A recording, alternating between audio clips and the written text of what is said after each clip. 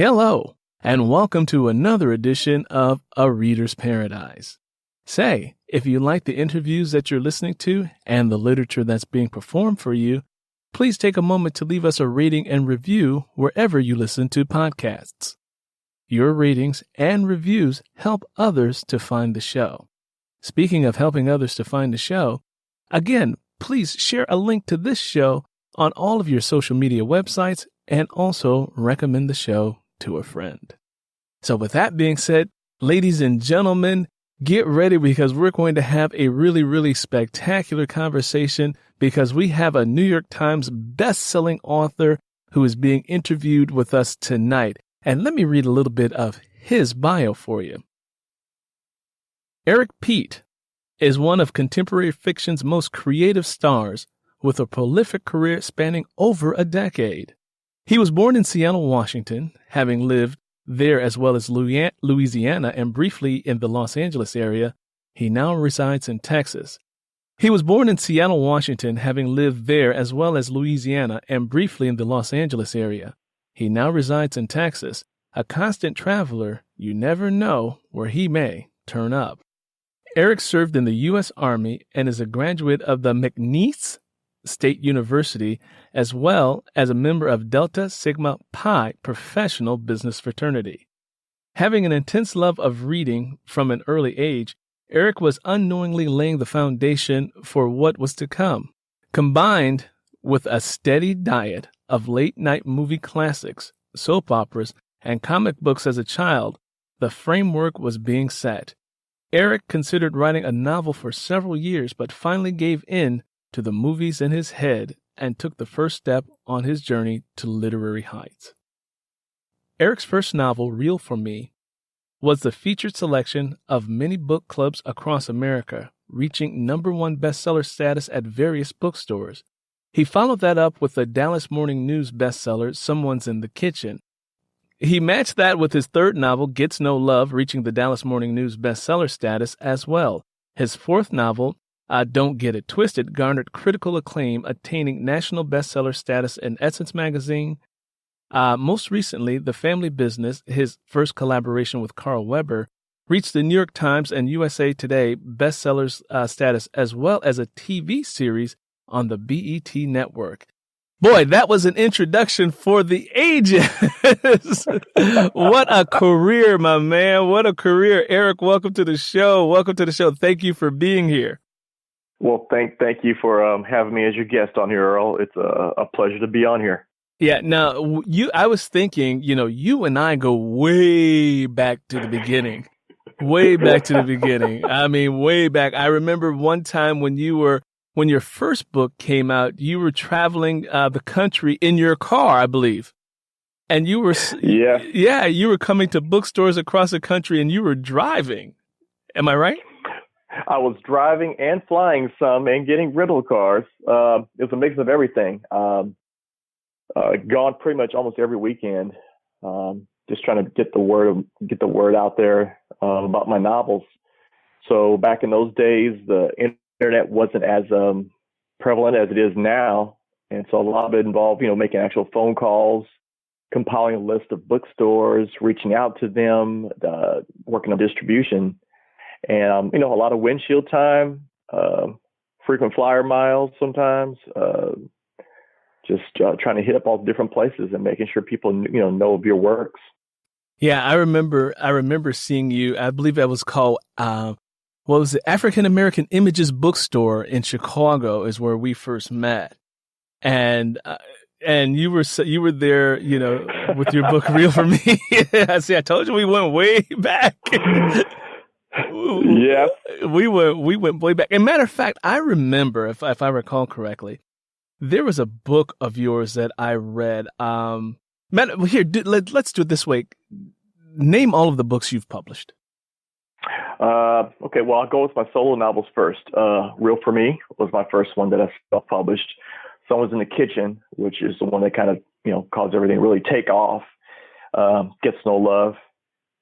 Don't Get It Twisted. Blow Your Mind. Lady Sings the Cruels. Sticks and Stones. Reality Check, which was a re-release of my first novel. At that point, I kind of knew what I was doing, enough to be dangerous. Crushed Ice, Piano in the Dark, Frostbite, and my most recent one is A Cold Hard Truth. Okay. And I remember calling you up one day because I was reading, I read Real for Me years ago, but then by a couple of books into it, you wrote a book called Lady Sings the Cruels. And I read that book and I was blown away by the book. And I think I called you when I finished that book. I said, man, that was a good book. I mean, you really put your foot in that storyline. I was just like, man, I said, I got to go back to the dungeon. Eric Pete then came up. Yeah, Lady Sings the Cruels had a lot of importance to me. A lot of things were going on at the time. When I began working on that book, I was still living in the New Orleans area.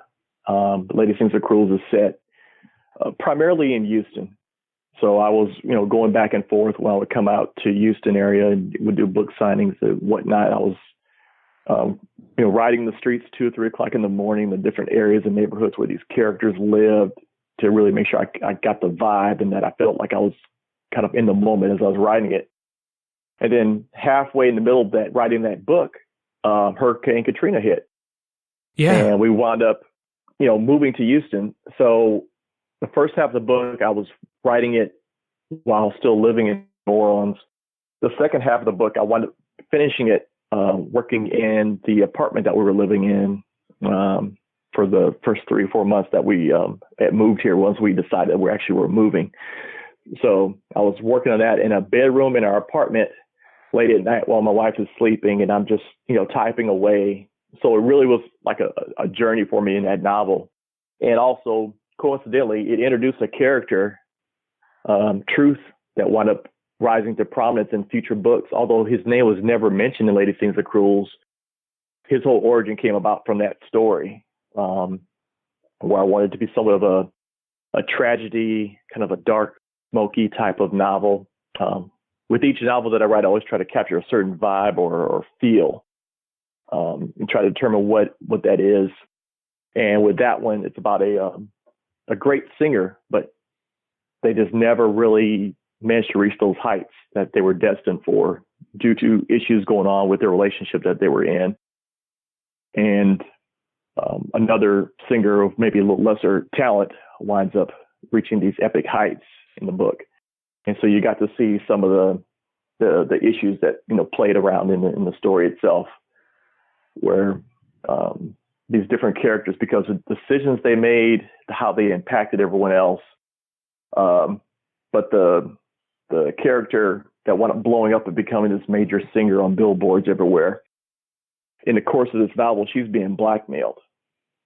And in the course of doing that, after I finished the book, I said, what if I did a story about this invisible hand that actually did the blackmail job of what he got up getting the dirt on her in Las Vegas? What if I kind of did a story about this dark, mysterious character that no one really knows is there and just kind of slips in and out? And so the origin of my character Truth came about from Lady Sings the Cruels, even though his name is never mentioned in that book anywhere.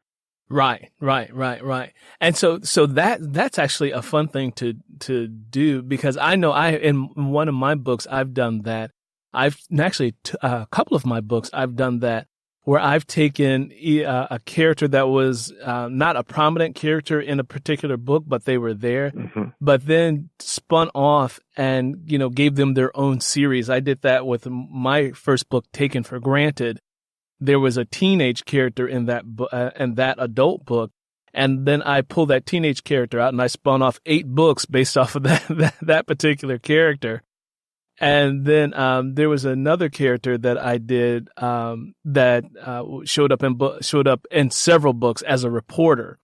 This one reporter showed up in several of my books, and then I started spinning off a character for her to have her own book. And I think that was Love, Lies, and Scandal is the book that I did, with that particular character. So that's kind of a fun thing to do. If you can do that as a writer, to, constantly, reach into your creative bag and, pull something out that's familiar but different at the same time. Yep, you take characters and create those shared universes. And so characters that are in the background, one book may be in the foreground in another book. Actually, some of the other characters that wound up spinning either out of Lady Sings the Cruels or that kind of led into it, they were in other novels as well that may have been somewhat role players, and then they kind of rise to prominence in, when it's time for their story to be told. Yeah. Let me ask you this question. As writers, we all have our processes and we all have our things that we have to get prepared to write. Where do you get your ideas or inspirations for stories to come from? Where do they come from? Are you looking at news cycles? Are you just, is it just random, or is it based on people? No, I am a fiction writer. I write fiction. Sure you are. No, just kidding. There, I've got my disclaimer out the way. My imagination, primarily, it's always been there. It's where I draw most of my stuff from. Since I was a little kid, I grew up, you kind of read some of that in my bio, that I grew up on a steady diet of soap operas, late night films, and those times when the TV channels actually go off the air, those kind of pre-cable days. I was up, 11 o'clock at night, midnight, watching black and white films, etc. Watching soap operas with my mom as a kid, reading comic books. Did you have a favorite? Did you have a favorite black and white film that you used to watch? Was there a particular actor or actress that had films that you used to watch? 'Cause for me, we shared that commonality of experience. So for me, it was like Blondie and Dagwood. I don't know, I'm telling my age there, or Abbott and Costello, or I watched a lot of those as well, but usually my late night diets was a lot of Sidney Poitier movies, In the Heat of the Night, To Sir with Love, The Defiant Ones, him and Tony Curtis, Sherlock Holmes mysteries with Basil Rathbone and Nigel Bruce. A lot of those aired late at night in Seattle growing up. So I watched a lot of those, but also watched some, the comedies as well. Yeah, I was also, back in those days when I always liked The Outer Limits and The Twilight Zone and One Step Beyond. Yes, I'm a big sci-fi fan, nerd, or whatever you want to call me. So yes, those were heavy. Which one is it? The Twilight Zone, the airline flight one with with the little, had the little gremlin on the wing, with Shatner. That thing was so scary. Yeah. Yep. Oh yeah, I remember, and it's funny. Or when the Twilight Zone, they had a episode called, they had aliens land from outer space, and they had a book called To Serve Man. And these, the one. The aliens came down and they said, we're going to fix your hunger problem. World peace was suddenly. It says, now we want to take you back to our planet. And it was like, to serve man, it was cooking them up. So that is great. So that helped to sort of, that was the beginning of you really liking storytelling and seeing story form and seeing how it was, of how you could create your own stories, based on some of those early moments, as you said in your bio, planting the seeds for what was to come. You said something also interesting in your bio. You almost say you gave yourself permission to write your first book. What was that about? I've been dreaming full-length movies in color with original theme music in my sleep since probably about maybe 8 years old. Actually, I dreamed another one last week. Don't ask me what it was about now, because as the time goes on, it kind of starts to fade. But that's been going on forever, and I never anticipated becoming an author. I used to create comic books as a kid, even before kindergarten, with original characters. Would get the sheets of typing paper and would start drawing and coloring and coming up with stories and teams and storylines and all that stuff, but still never really took it too serious. And then once I went into college, I figured I'd use that creativity maybe more on the marketing side. Then after college, instead of going into marketing or advertising, I wound up taking a job with a major insurance carrier. doing claims. Mm-hmm. Not very glamorous, Mm-hmm. and not really much in terms of stimulating the creative side. But those movies and things were still there, and was still reading a lot. There was a book that I considered writing that had a bit of a thriller element to it that kind of was inspired by the space shuttle when it blew up, but never really got into fully going on that journey. Then I read B.B. Moore Campbell's Brothers and Sisters, which was one of my first novels I read, was kind of contemporary African American fiction. Mm-hmm. Prior to that, I was reading more your thriller, espionage, science fiction, some fantasy. High school was more of your autobiographies, like Jim Brown, Malcolm X, things like that. But when I read that, it just kind of opened that door for me about characters that I could relate to, issues I could relate to, in just a normal way. And it intrigued me, and I thought about trying something like that myself. But again, when you've never stepped out there and done anything like that, you kind of hold yourself back. Fast forward a few years later, I wound up reading Eric Jerome Dickey's Cheaters. It was a novel that my wife was reading, and she had left it on the nightstand while she went out with her girlfriends one night. They went to movies and stuff. So I picked up the novel, started reading it, and I wound up finishing it ahead of her. And again, it kind of ignited those fires to maybe try something along the lines of relationships. And that's what kind of really lit the fire under me.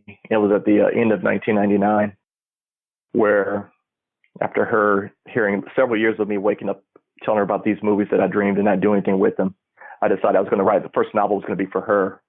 And it would be awful. She'd hate it. And that would be that. And she would never ask me again or even bother me about trying to write something. So that was a little bit more cookie cutter, more almost romantic elements to it versus more of the darker stuff or the more flawed characters that I tend to like. And that was real for me. I started sketching out characters, names, locations, things like that, and wanted to kind of bring my own spin to it of the novels that were popular at the time. So 2 months, 25 days later, I finished that novel. She had read it. Some of her girlfriends had read it. I had some of my ghost readers that I was quietly assembling around the country. Mm-hmm. Like, don't tell anyone, but I wrote a book. Here, you want to read it? Let me know what you think. Right. Exactly. And kind of while I'm writing, I'm also learning the business side of it, because you have to be prepared to wear both hats. Yes, you do. You can be an artist, but you also have to be a businessman. Yeah. Picking up all the different reference materials in the bookstores and learning about, getting copyrights and editors, publishing houses, genres, things like that, trying to figure out what genre the book really fits in. Went up self-publishing it. About 3 weeks after I finished that novel, I jumped into my second book, Someone's in the Kitchen. Right. Finished that one in 3 months, 5 days. And at that point, it's when I really kind of got a chance to go into more flawed characters, a little less formulaic, kind of cutting loose, going to dark corners and these characters that were shades of gray, a little bit more flawed. Some characters that might be even downright evil, but I'm thinking, oh, that might make a great character on the big screen. I'm sure actors and actresses would be dying to play that character, trying to make really memorable characters that stick out. Right. Let me ask you this question. You were, back up a little bit. You were talking about, some books that you would read and some, in different genres that you would read. Let me ask you this question. If you could travel back in time and meet any writer and have a cup of coffee with them, who would that writer be and why? Oh, wow. A writer in time. See, I've always thought about historical figures in time that I would love to speak with. Okay, historical figures. Who would be the historical figure you would like to speak with? Alexander the Great. Really? Alexander the Great, yes. This is a person that through sheer force of will was able to conquer such a large swath of the world, just pretty much off of just his personality. I think that in itself would lend itself to a story. I think a lot of times what they live can be so fascinating at times, and what inspired them and what set them on this course. So he's been one of the people I've always thought about.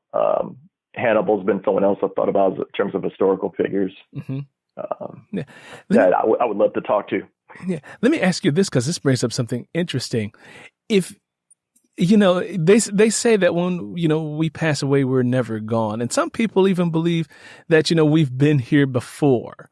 Have you ever thought about thinking about history of the world? Do you believe that you were someone else in a different time, in a different life? And if so, who would that be? Funny you should ask that. I do think I've been around.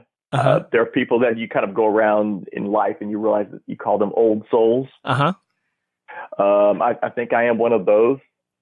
If I had to guess, I think I've probably been around several times, just by virtue of some of the curiosity.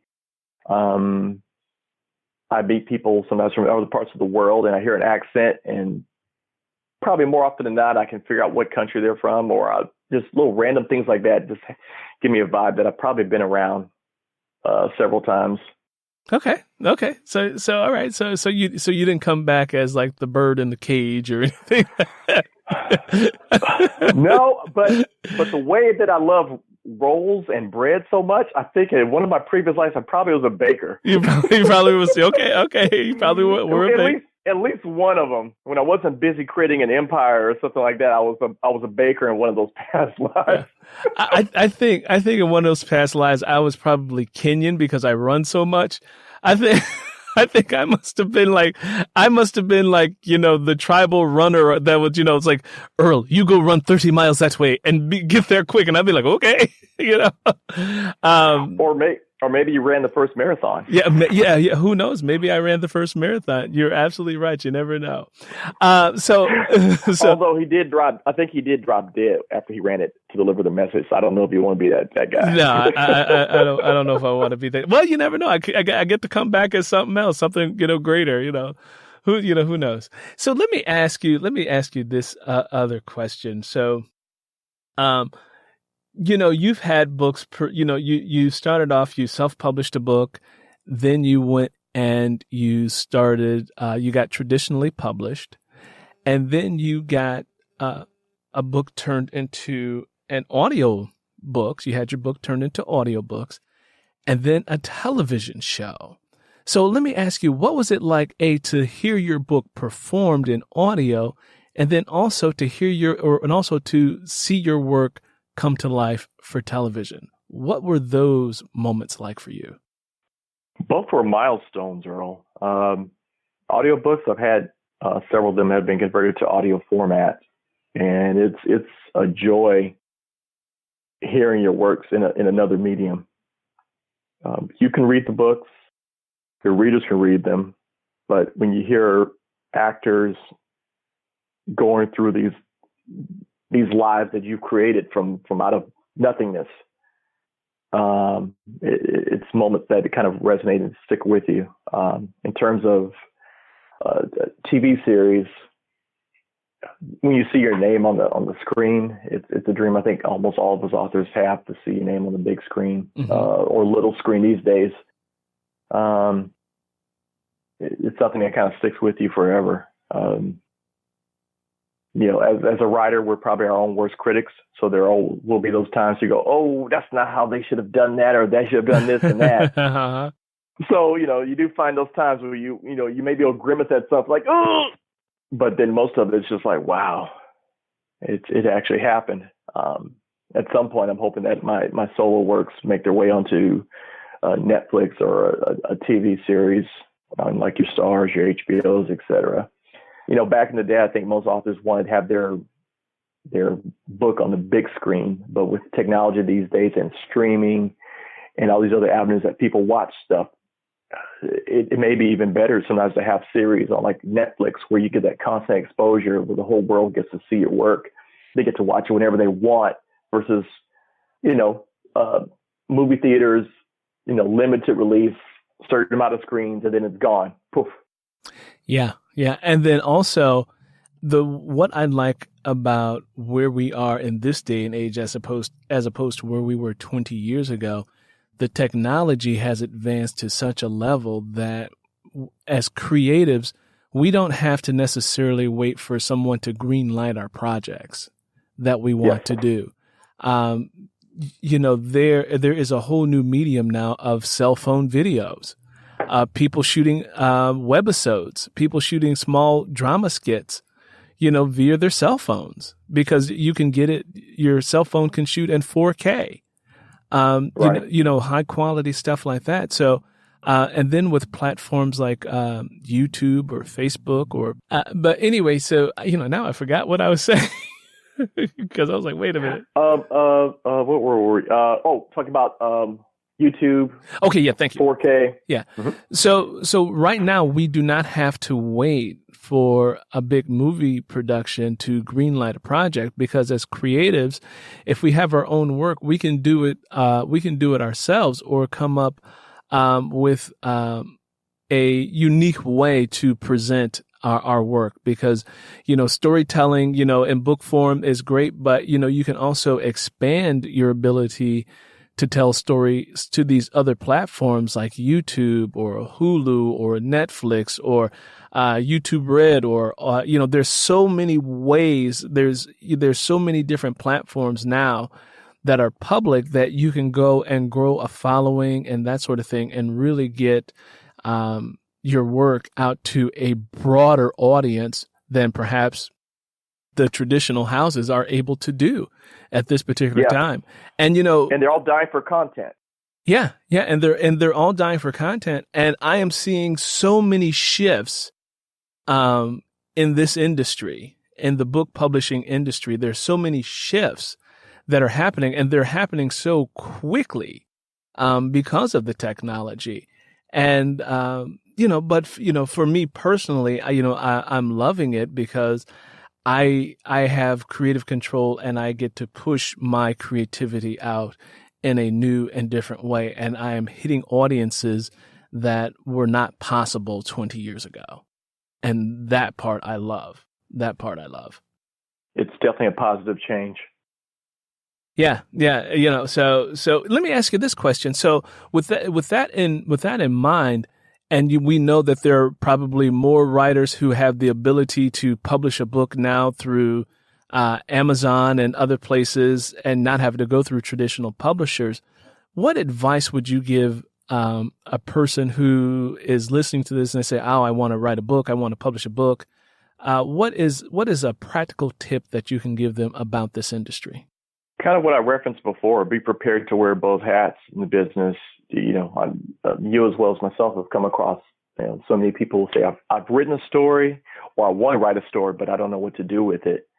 Learn the business side, learn the technology side, because you can bring your books to the masses without having to go through the traditional publishing route these days. You can have your book within days on everyone's phones, tablets, etc. You just have to be prepared to go out there and seek that information, learn how to do it, because someone's not going to do it for you. Or if they are going to do it for you, they're going to charge you. Yeah, they're going to charge you a pretty nice rate too. Yes. So if it's something that you can learn yourself, and if you're on a budget, go to YouTube. Mm-hmm. YouTube has there's a video for everything. I call it the University of YouTube. That's what I call it, the University of YouTube. I went to the University of YouTube to learn that. Yes, exactly. Yeah. Let me ask you this question real quick, because I know, you like me, you like to read, you read books and all that sort of things. Do you have a favorite book that you have read time and again, that no matter how many times you pick it up, you just love this particular story or this particular book or this particular author? The Area 51 series by Robert Daugherty has been one of my favorites forever, because it incorporates history as well as fiction, items that maybe are interpreted different ways. There were so many books in that whole series in terms of tying in aliens, Area 51 in the Nevada desert with space on Mars, going back stuff even further to the pyramids, Stonehenge, Camelot. And so he found a way to take all these things that are, throughout either historic or fiction, legends that have, engrossed the world, for centuries, and took all of that and put it into a tapestry that made sense and was cohesive. So that, along with my love of mysteries as a kid, it just kind of wrapped me up in it. So to this day, that whole series, the Area 51 series, is one of the things that's always been a go-to. Has that ever been turned into a film or TV that you know of? Or? No, but he's eventually took control over the series himself and the books, and he has done audio books based off of it. Mm-hmm. He may have even done some small, I wouldn't even call them commercials, but maybe small, not even a film, but just small vignettes kind of based off of that. Okay. Cool. So here's another question for you, because we're both writers and we both have a number of books under our belt. And sometimes, or at least for me, I know that there have been times where I've written a book or a character where I got so emotionally involved or engrossed in that character that I became them. And that, or something just, because sometimes when I write and I'm in that space and the characters are coming through me, I become a different person. I become a different person. And sometimes, when I'm in that zone where I'm flowing, I can sit down for hours and even days on end and because I'm giving birth to this thing. And, I'll forget to eat. I'll forget to shave. Sometimes I may not go to the bathroom when I need to go because I'm trying to get, something out, and whatever it is, I'm channeling somebody or something that's coming through me. And, I become a different person. And it's kind of like a weird thing to explain to someone else who's not a writer, because they're like, well, it sounds like you're crazy to me. But, but it really is, for me, that's a unique thing that happens during the writing process. And so I want to ask you, has that ever happened to you during your writing process? And if so, which book did that happen the strongest with? Okay, because that happens with me with every book I write. Okay, got it. Yeah, it happens usually with me what I call during the witching hour. When the world gets quiet, the voices get louder in my head. And that's generally 9 p.m. to maybe 3 a.m. when everything gets kind of quiet in the house and the world slows down. Those voices start coming out, through you. I would probably have to go with the character Truth, since he's been in so many of my novels. I try to make each book a self-contained story, so there really aren't any sequels. But then when I kind of got into the head of this guy here, it was kind of begging for another book, and the readers were wanting another one, and then now I'm doing another one. So it has to be probably Truth North. He's and this is one of manipulator. This is one of your darker characters, right? Yeah, I would say that. He's dark, but he also has a bit of a code to him. Mm-hmm. He is paid to destroy people's lives, but he has a code, and he tries not to really kill anyone.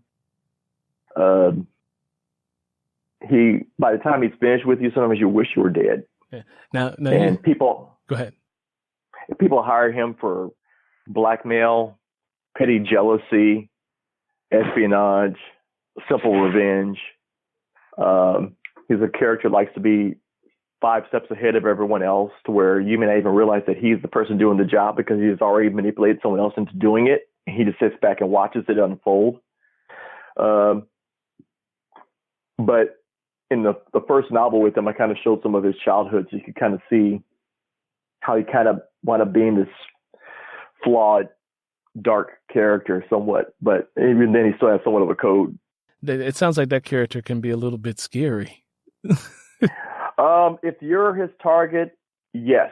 Most of the times you would not even realize you're his target, but yes, he has some tragedy to him as well. He's the character that I was mentioning in Lady Sings the Cruel, that was the unseen hand behind the blackmail. Mm-hmm. And he went to his own story, Crushed Ice, and then followed that up with Frostbite, and then my most recent one, A Cold Hard Truth, where he's in it, and you see some development and some growth with him as he starts to maybe try to turn a new leaf in life. But he's so good at what he does, and he winds up finds himself getting pulled back in. But in the course of each book, I lay some of the groundwork where you can see the background with the character, to where you can realize he has layers to him. Yeah. He's not just this cold, evil robot. There's a little bit more nuance that's going on there with him. Okay. So here's an interesting question that's fun to ask. When I started writing, way back when, I was a young man. I was broke. I was poor. That's back when we had the stone tablets, right? Right. I was a homeless looking skinny kid that you ever could, you never want to meet. And so I did not own a computer, and I would write all of my stuff out handwritten. First, I would, get papers and spiral notebooks, and I would write everything out in hand. And then sometimes I would have to go to the library and sit at the library and use their technology there to try to get the stuff typed up. And so, as a writer, I like to ask this question, what's the best money you've ever spent as a writer? Because one of the things that I did is, when I quote unquote called myself a writer, I had to admit that I needed a computer. I needed something to type on because the handwriting thing was just a bit too much. And I remember saving all of my coins, and I went and bought a word processor. It was a keyboard with a monitor with a black screen and orange letters. Oh my God. That's exactly what I had at first when I mentioned about a novel that was kind of came about with the space shuttle thing. That was a story that kind of had been playing in my head that I never started with. We had bought a word processor, exactly, with the black background with the orange letters. It's probably the same brand that we had. It was a brother. That was it. I think we bought it from like Service Merchandise or something. And I started working with it on that, and I was like, I can't do this on this. And I left it alone. And that was the first story that I thought about trying to undertake. Then I wound up getting an actual computer. Our first real computer in terms of word processing and power, not just little Commodore 64 stuff, was a Gateway from the Gateway store. I remember those. Do they even make those anymore? No, I don't think they do. Yeah. They had stores, you'd go to the store and they had the models and the monitors and the towers, and you'd pick which one you wanted. And they had like the cow theme. So on the walls, they had like the little black and white cow patterns. Yeah. And then you order and you wait for it to come in, and then it was delivered. And that was the very first real computer that I used. And that helped me a lot with my first novel, Real for Me. Right. So in a similar vein, my word processor, wasn't working because I had all of these 3.5-inch hard plastic floppy disks that had all of my word processing stuff saved, on it. So I was, and, and so I remember when when Windows 95 came out, like the world lost its mind. We moved out of DOS and it was like, we've got Windows. It's a color screen. It's got a 64 megahertz Pentium processor. And the world was like, wow. And so I remember when that technology came out, I couldn't convert the stuff from the word processor to get on Microsoft Word. And it was just, I'm like, oh, this sucks. And so I remember I had to wait a little bit longer because computers at that time were, they set you back a couple of grand, you had to get, And so there was, and by the time Windows 98 came out, I went over to the Compaq Computer Store. And because every day I was going to the Compaq Computer Store and saying, that's the computer I want. I looked at it, it's only $3,500 complete with printer. And so I invested money in getting my Windows 98 computer, and I invested money in that, and I got, I got everything, and I could get online with my 56K modem went, me. I got my AOL things like, you've got mail. I was like, I have arrived. I had a computer, and I thought, the world is a beautiful place now that I had a computer and I can actually type.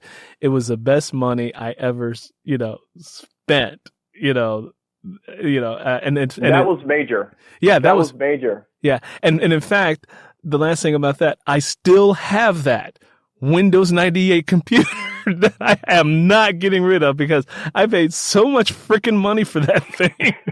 And it's absolutely, you own that. Yeah, it's absolutely worthless now. I can't even get on the internet with it anymore. It doesn't. Go ahead.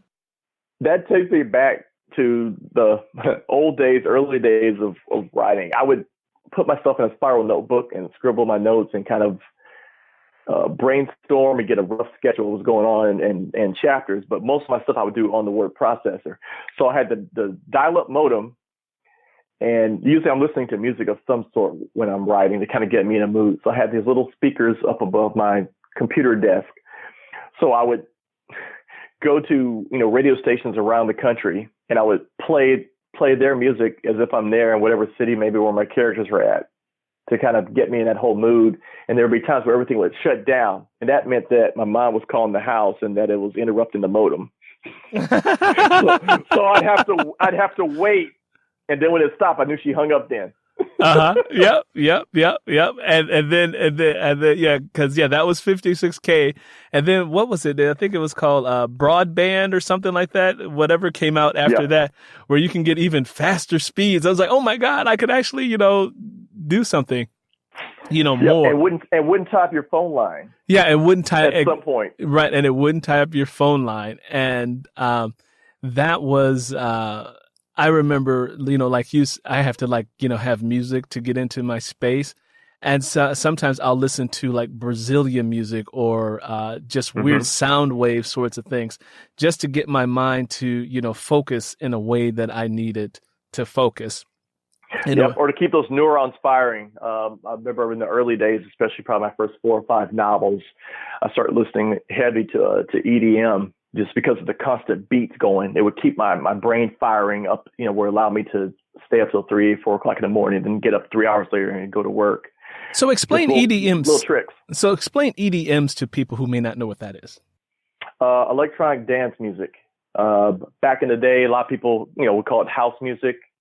And now you've got so many different genres in your dance music. You still have some of more of your house. You have your vocal trance, which is kind of those haunting beats and melodies with sometimes maybe barely any words, almost like maybe chanting that goes on. Mm-hmm.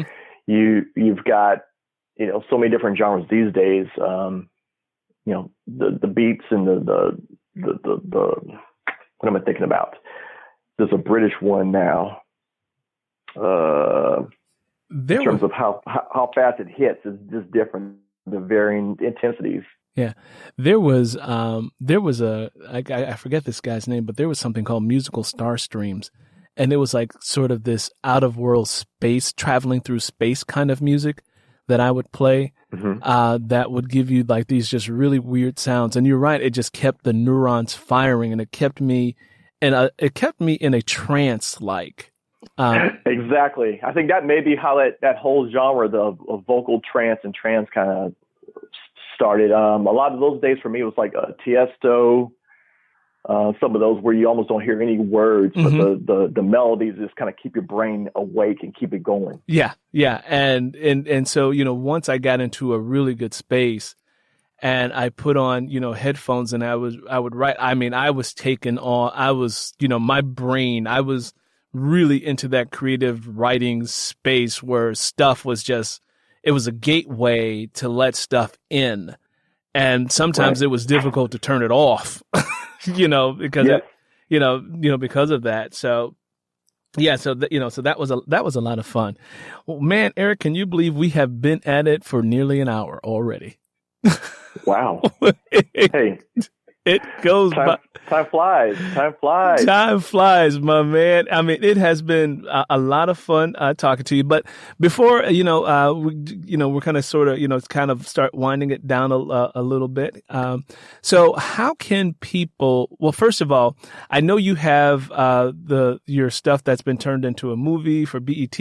Is there a way that people can still watch that, or stream it, or anything like that? The family business that I co-wrote with Carl Weber, I think season 2 will be coming out on BT soon. The first season, you should be able to access it on demand through whatever provider you have. It should be available BT on demand, something like that. Or if you're with, Xfinity, or depending on who your carrier is, you can still access those. I'm assuming that they're going to probably run season 1 again as a lead up to season 2, whenever that is.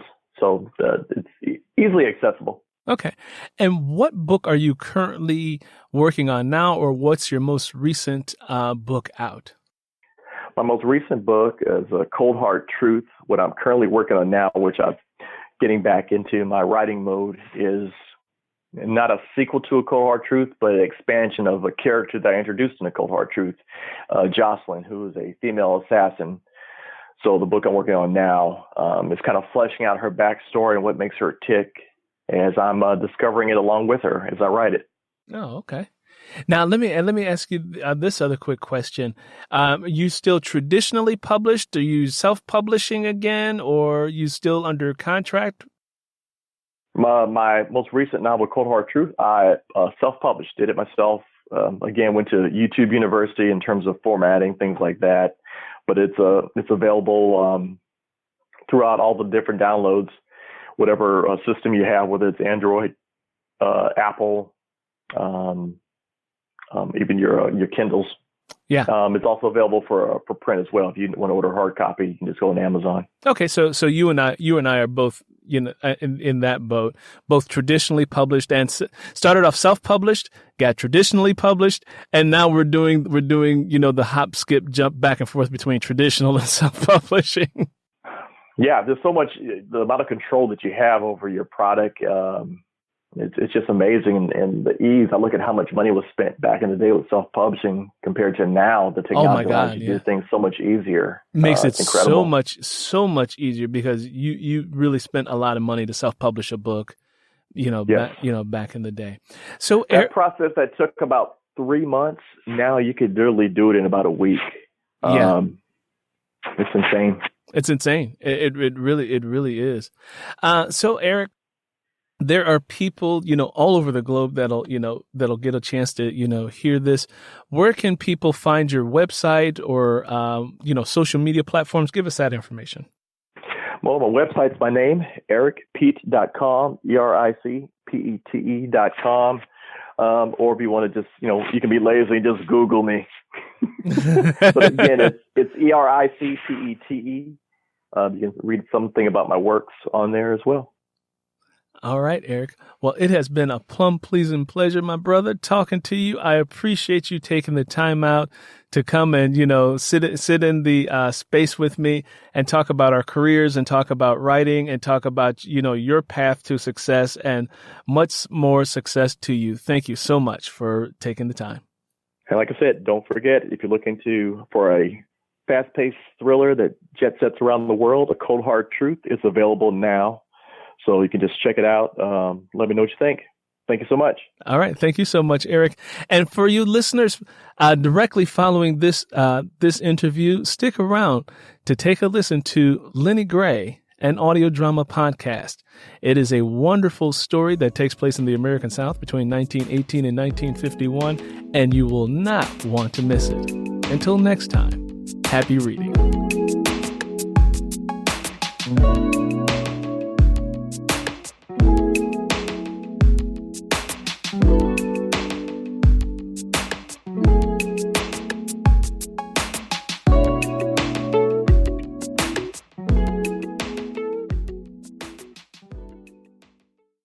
Katie Books Productions presents Lenny Gray, an audio drama, written, produced, and narrated by Earl Sewell.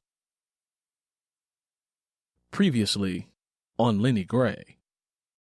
Child, can't you see the devil is doing all the killing already, and I'm thankful for it. He finally answered my prayers. Why you been praying to the devil? Lenny Gray's voice trembled.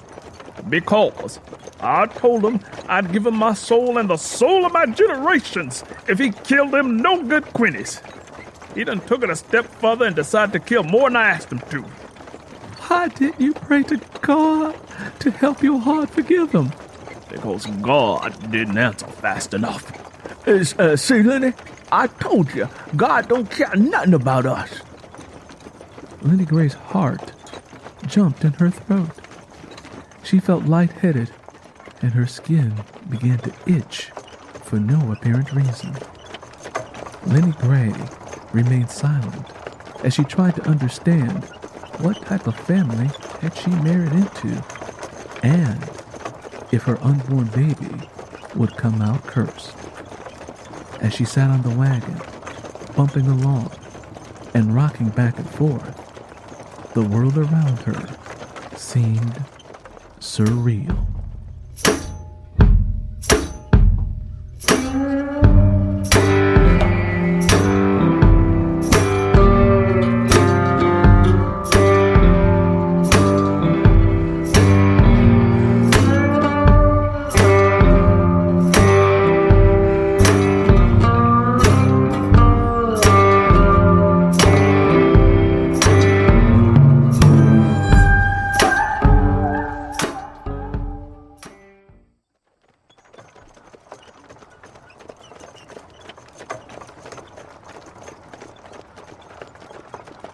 Lenny Gray bumped along in the wagon, having an internal battle with her thoughts.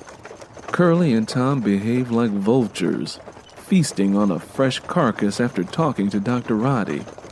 Tom and Curly have lost their God-fearing minds. Lenny Gray could not get that short, angry narrative that was causing her anxiety out of her mind.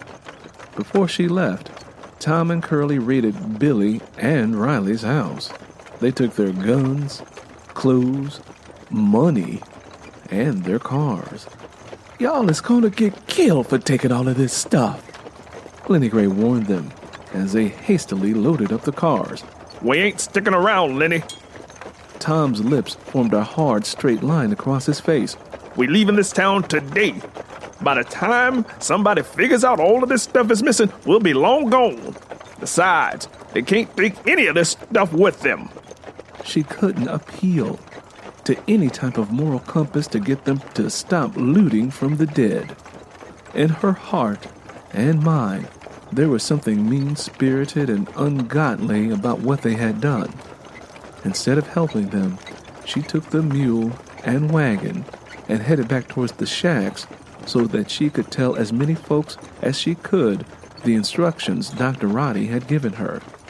She knew that at a time like this, folks would be at the church praying, so that's where she went.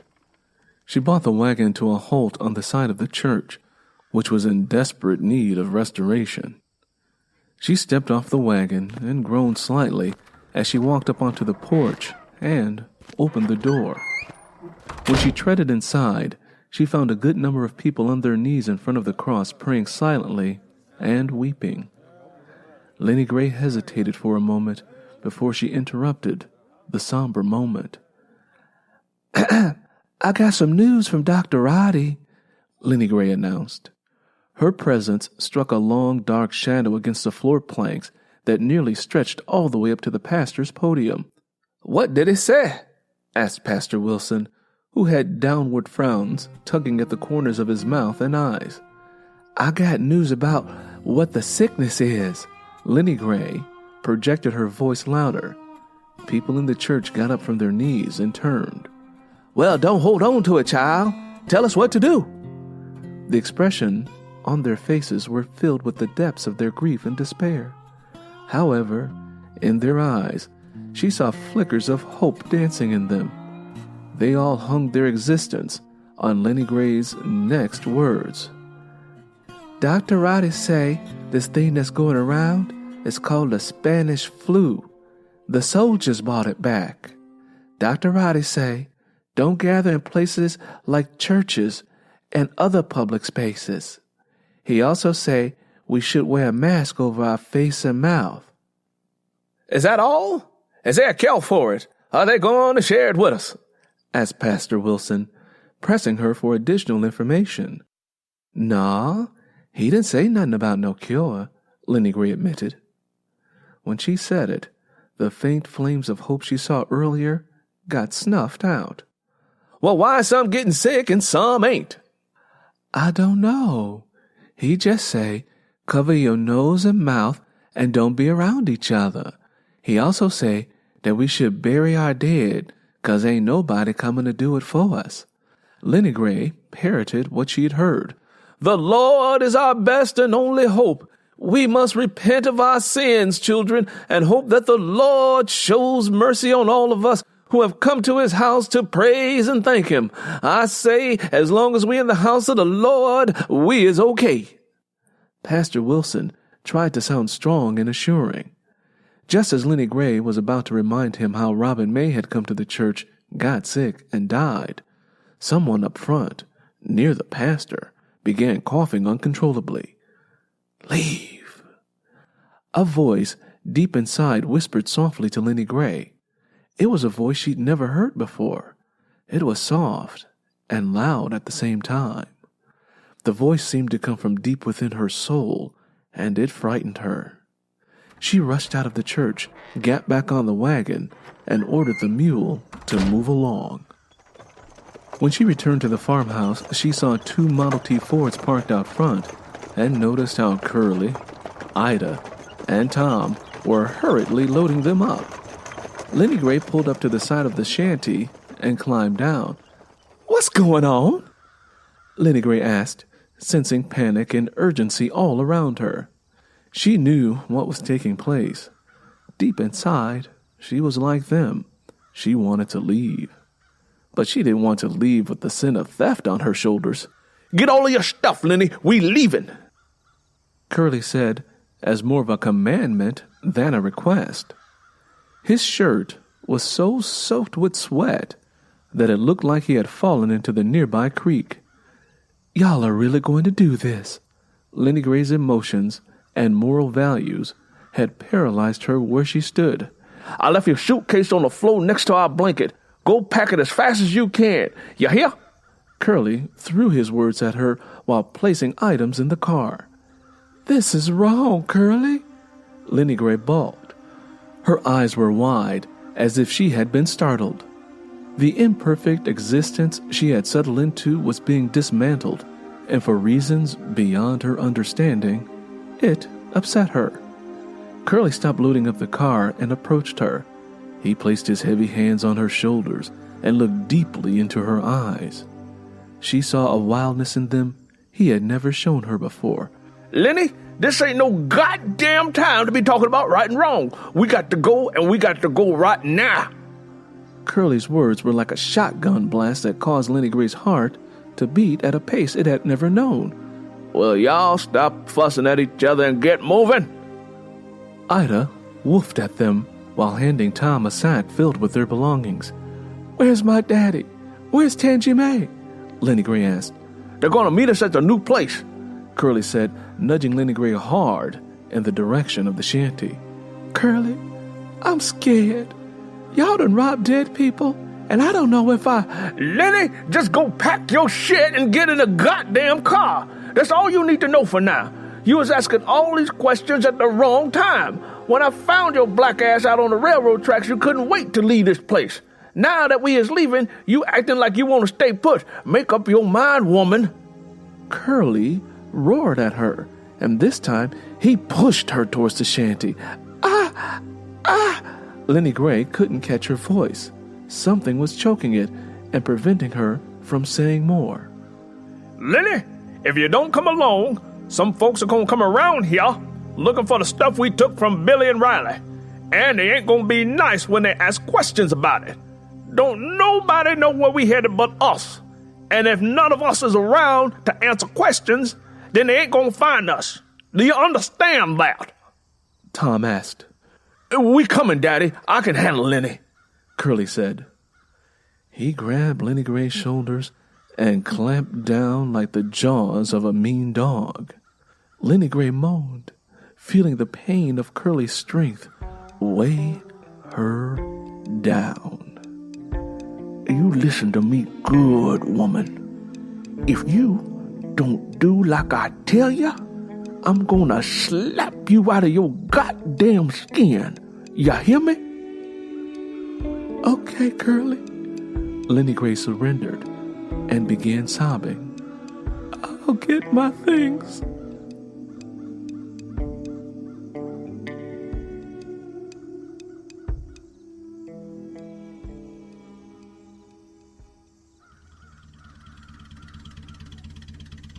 Hours later, as the sun fell below the horizon, Lenny Gray broke the silence that was like a heavy fog floating between them.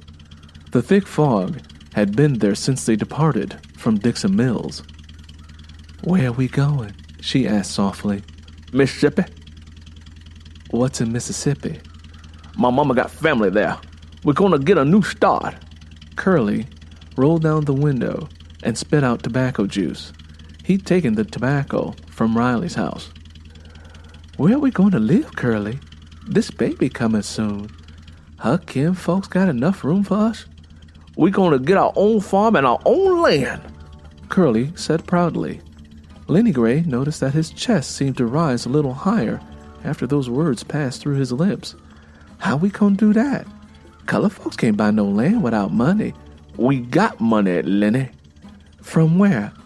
Wait, I already know the answer. From the Quinnies. Lenny Gray immediately found herself in combat with her morals and the reality of her need to survive. Damn right we took it, and they have plenty of it, Curly said, turning on the headlights. They can't use it. The Lord just don't like... Look, don't go preaching to me none. Curly cut her off. The money we took didn't belong to nobody but my daddy. He was the next of kin. If we didn't take it right then, you and I both know he would have never ever seen it. So it wasn't stealing, Lenny. My daddy just took what was rightfully his. He took it before other white folks stole it. And don't tell me that they would not have done it. They would have come in there, found the money, and kept it, just like we did.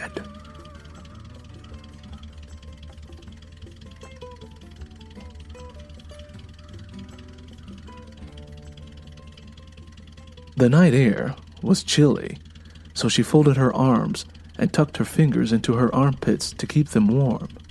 She was momentarily distracted by the ticking of the car's engine, but then continued talking. That night, when y'all found me on the railroad tracks, I was running away to go north, Lenny Gray whispered as she turned her attention outward at the pastures that seemingly had no edges to it. I ain't heard about no farming up north. Curly's voice was stern and unyielding. I heard they got cities up there and that black folks can get a job doing all kinds of things. Stuff like taking in washing or being a maid for women. And for the men, they got slaughterhouses and factory jobs. You already know how to gut animals. I bet you could find work real quick. Maybe we should try life out up north. A perturbed expression formed on Curly's face, and he said, Lenny, we ain't going north. We're going to Mississippi. Farming is the onlyest thing I know how to do, and it's the onlyest thing I want to do. Going north is the craziest idea I ever heard. Why does that sound crazy? Lenny was wounded by Curly's comment. She sensed that he did not want to give her thoughts or ideas any legitimacy. Because it do. You trying to live high on the hog and become one of them shitty folks who think they know more than what they do. We're going to be fine making it the best way we can. How you know it's all bad if you ain't never been? Lenny Gray asked. How you know it's better if you ain't never been? Curly answered her question with one of his own. The tension between them became thick and hung in the air like the stench of a night bucket. My daddy say we can get something called a homestead, just like them Quinnies had. We buy some land and fix it up. He heard in Mississippi the government is looking for folks to start a homestead, and that's what we're going to do. We're going to get one and farm it. That's the way it's going to be, Lenny. All we're going to do is settle for a short time with my mama's folks. Then go to the government office and talk to the people about buying a piece of land. Lenny Gray's feelings were beyond bruised by Curly's dismissal of her dream of a better life in a northern city. The loss of her dream hurt. Her emotions took over, and she felt tears stinging the back of her eyes. That deep feeling of wanting to run away, of wanting to be free and make a better life on her own, had been placed on its deathbed, and Lenny Gray had to grieve the loss of it.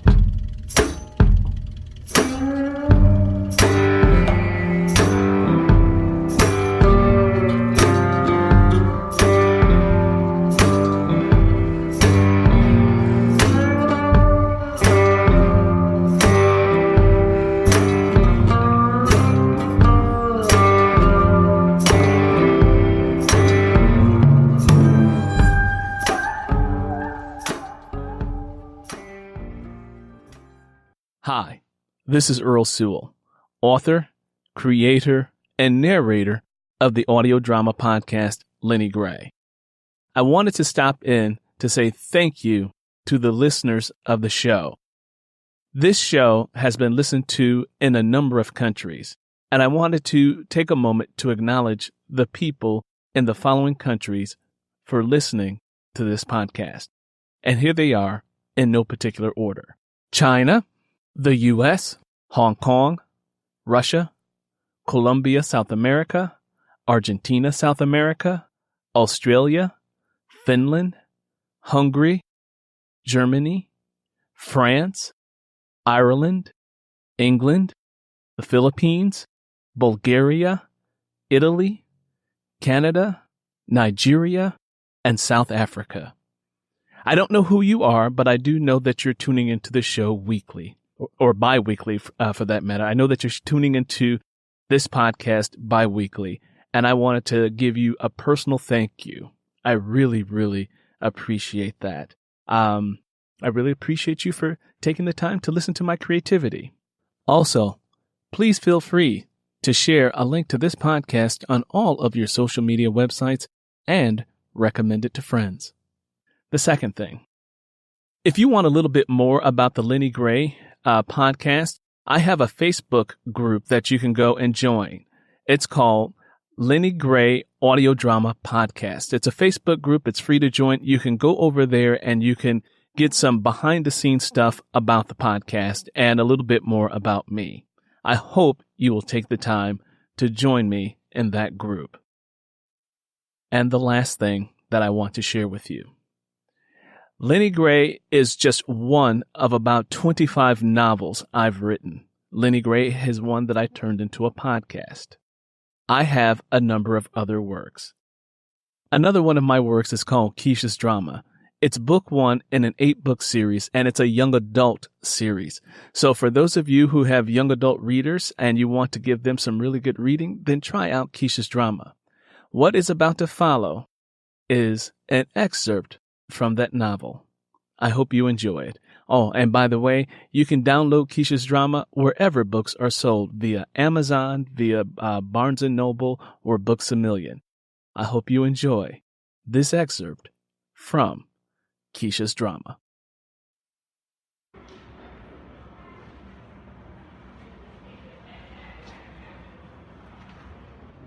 I'm really not the type of girl who likes to get caught up in a lot of drama. But sometimes I feel like drama is closer to me than my own shadow. And sometimes situations become explosive, like an earth-shattering thunderclap that comes with strong spring storm. I know that's a messed up way to think about my life, but it's true. I just saw my so-called boyfriend Ronnie at the movie theater with his arm around a girl from school. There I was at a movie by my damn self because he told me that he couldn't hang out because he had to study for a chemistry exam. He was working on chemistry, but not the type that was in a book. He didn't even see me in the darkness of that movie theater. He sat 2 rows in front of me. He started whispering in her ear as he fed her his nachos. When I saw him do that, I lost my cool. I jumped up out of my seat, took the lid off my slushie, walked down the steps toward them and said, "You need something to help drink with that?" and threw my drink on him. Then the messed up part is the fact that I had to hustle up on the money to even go to the movie theater by braiding hair for some badass kids. And not only is the Ronnie situation messed up, my whole life is messed up. And I just don't know what to do.